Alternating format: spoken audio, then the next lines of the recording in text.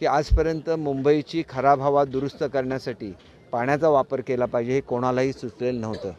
आज खराबमधून आपण सेकंड जी कॅटेगरी त्याच्या कॅटेगरीमध्ये आलो आहे। लवकरच आपण ज्या प्रकारे मुंबईतलं प्रदूषण थांबवलेलं आहे त्या प्रकारे मुंबईतल्या लोकांना स्वच्छ हवा तर आम्ही देऊच, परंतु चांगले रस्ते, चांगलं सौंदर्यीकरण, चांगलं आरोग्य हे मुंबईवर 25-25 वर्ष राज्य केलं, परंतु ज्यांना सुचलं नाही ते आदरणीय मुख्यमंत्री महोदय करतात। तिथला मूळचा रहिवासी कोळी आहे, त्याची कधीच आठवण ही ह्या राज्यकर्त्यांना झाली नाही, परंतु ती शिंदेसाहेबांना आहे। याचा आम्हाला आनंद आहे आणि त्याच्यामुळे मुंबई आंतरराष्ट्रीय दर्जाचं शहर आम्ही बनवणारच। आणि सुप्रियाताईंना काय वाटतं ह्याचा त्याच्याशी काहीही संबंध नाही, कारण त्यांचं कार्यक्षेत्र बारामती आहे।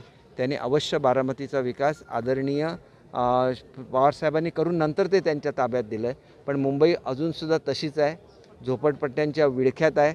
आणि झोपडपट्ट्यांचा विळखा आम्ही ज्याला काढण्याचा प्रयत्न करतो त्यावेळेलासुद्धा त्याच्यात राजकारण करणारी लोकं मुंबईमध्ये आहेत। त्यांना दोन देऊन आम्हाला राजकारण करायच्यापेक्षा समाजाची सेवा करायची आहे।